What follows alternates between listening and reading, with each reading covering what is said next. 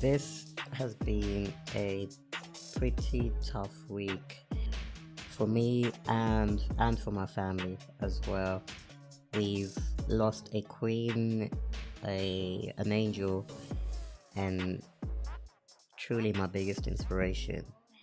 And I'll be honest, I'm still processing the heartbreaking and very recent loss of the woman who brought me into this world.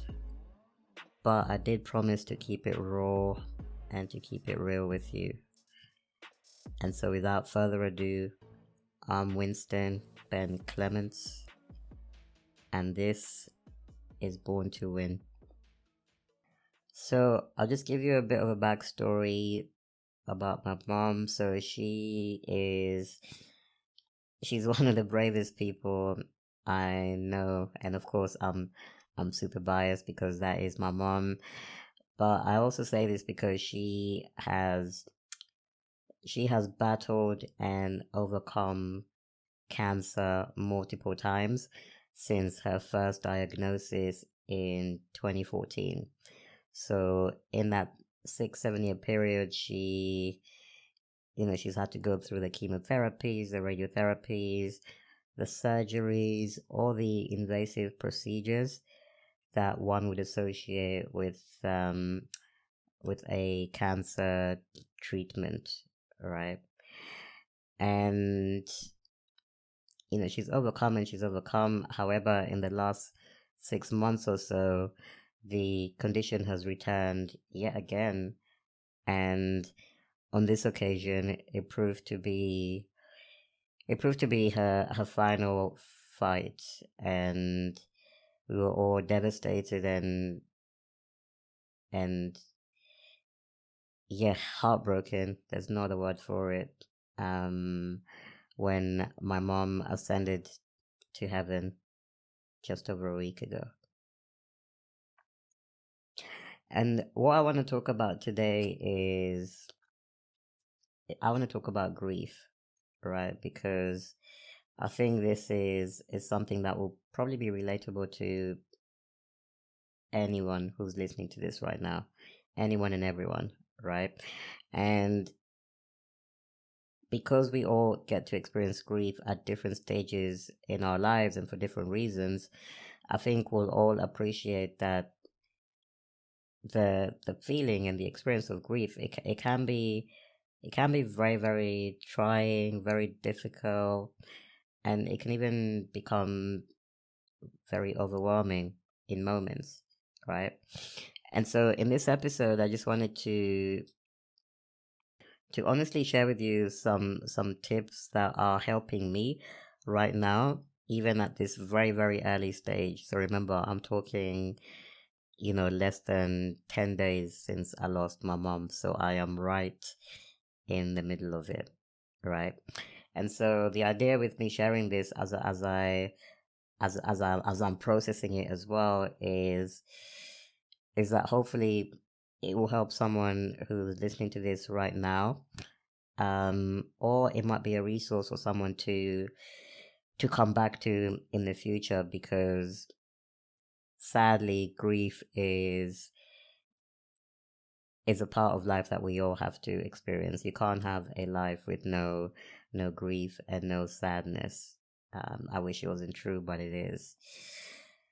So I think I'm just gonna go into the tips. So, and I've got 3 tips for you today. Remember, this is just based off my experience in the last few days, and so just take and use what works for you, right? So tip number 1 is, with grief, allow yourself to feel what you need to feel, right? So, and it sounds obvious, and it probably sounds like advice you received before, but it's one of those pieces of advice that we're all conscious of it, but when we're in the moment, it's it's very easy not to practice. It's very easy to do the opposite, right? So I remember, and again, this is only from very recently when, you know, as it dawned on me, the realization that my mom was gone, and that I was gonna have to, my family and I were gonna have to experience a life and a future without this person who's always been there for us, literally from day one. As the reality of that dawned on me, I my instincts, everything in my body, my instinct, my mentality was just telling me to shut down, to go and lock myself away in a room, to be alone, to almost pretend that this wasn't happening. So, you know, some of you will be familiar with the stages of grief. I believe it's 5 stages of grief, and maybe I'll put a link in the show notes. But denial was one of the first things that I experienced, and denial is one of the 5 stages, right? Um, and I guess the reason, or if I can try and make sense of why I wanted to shut down, to hide away, to be in denial, I guess it was a way for me to try and numb the pain that I was feeling, right? Like I said, truly heartbreaking to lose someone so close, um, in that way, right? And so the tip here is, again, allow yourself to feel what you need to feel. And that can look, it can look ugly. It can look really ugly at first, right? So, there might be moments where, because I also believe grief hits you in waves. It comes in waves, it comes and goes. So you could be fine for a time, and then all of a sudden, if you're me, just be overwhelmed with emotion and you want to cry, you want to break down, it's almost like you're reliving the experience again, right? Um, and so in those moments, don't try to numb it. Let it come out. Let it come out. My pastor at church shared a really good message recently at my mom's memorial service, when he said, many people try to go over grief or under grief or around grief, when actually we should all be going through grief. We all have to experience it. We all have to feel all the things that we need to feel in order to come out the other side stronger and having processed everything that we needed to process in that season. So if that looks like crying and like breaking down in the beginning, then give yourself that permission to do those things, right? Allow yourself to feel what you need to feel. And also, I think it's important to note with this one that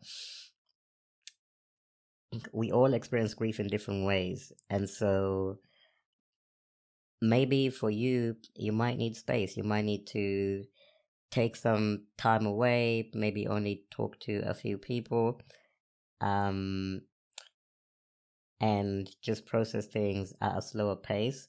Whereas for some people, they find it easier to,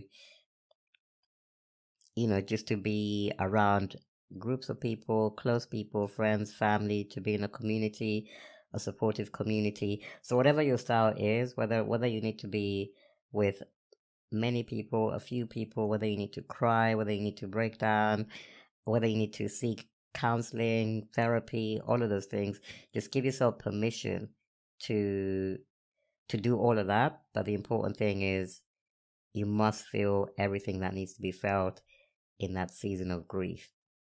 Okay, so that's the first one. I'm not going to labor the point too much. The second one is,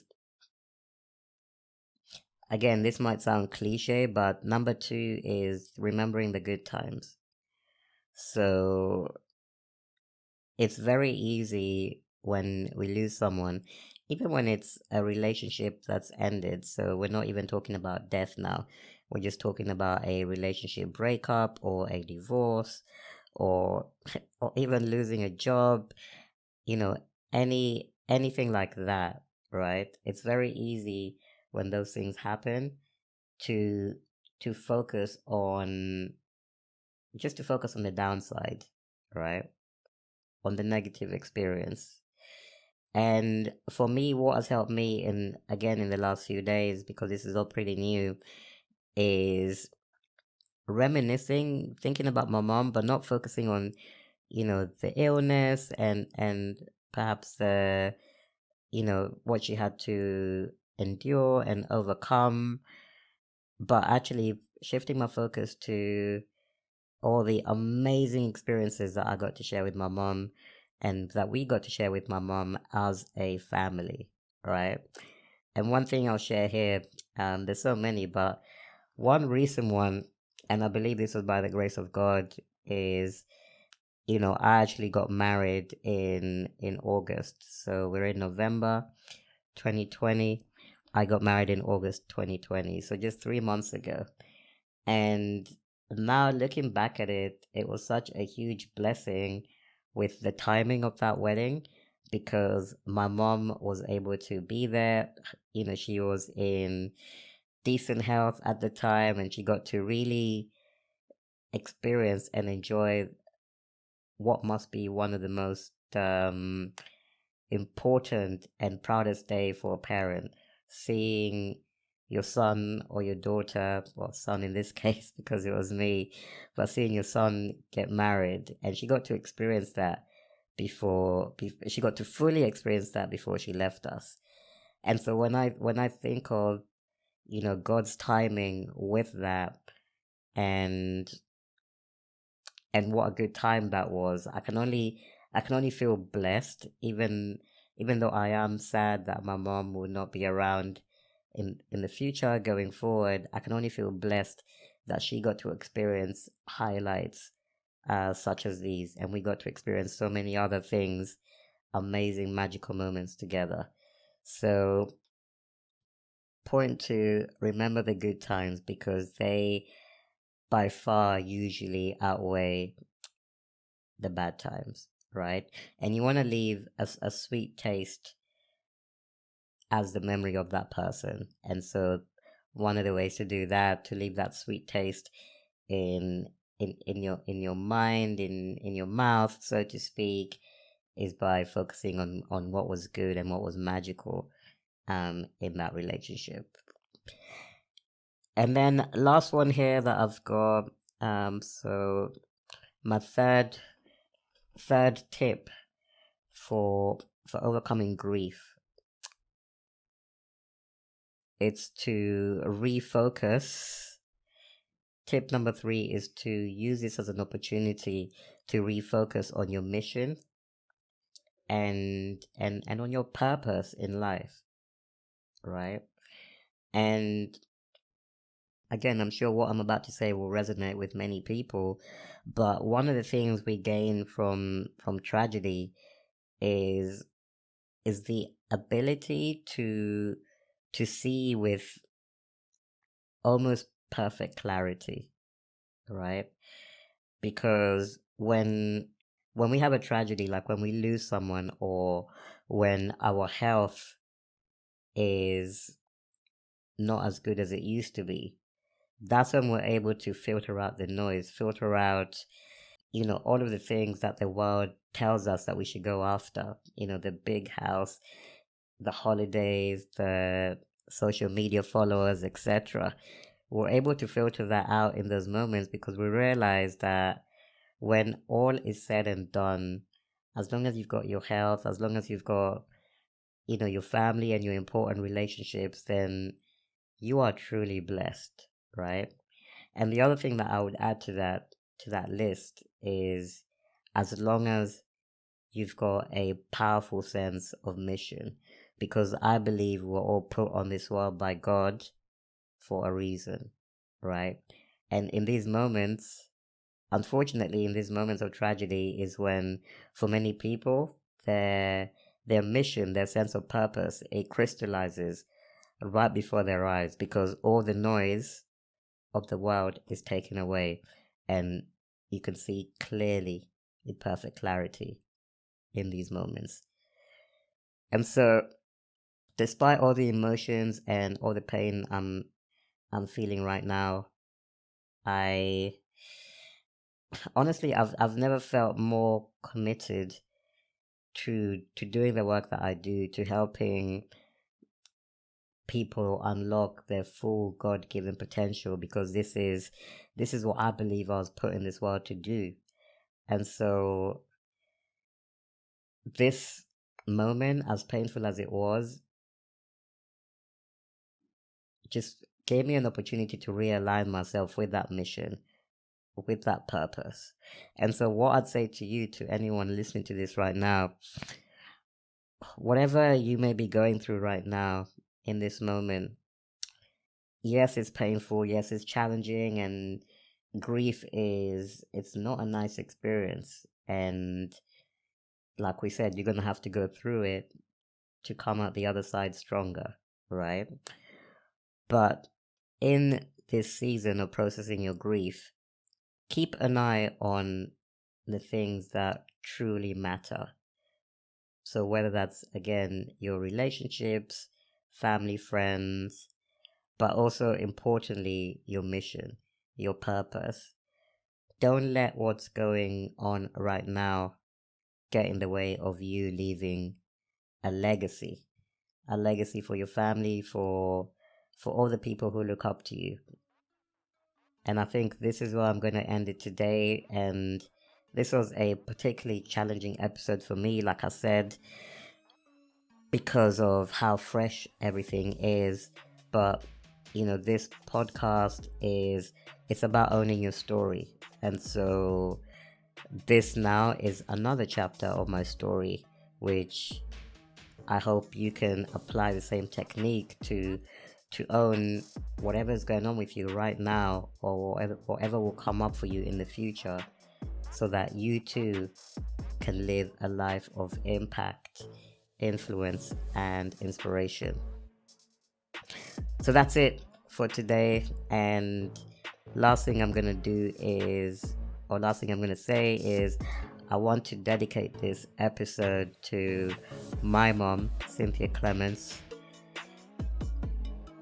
but also all the loved ones of anyone listening to this right now who have lost someone, or who have lost someone, or who have had someone depart, either recently or in the past. May their souls rest in eternal peace.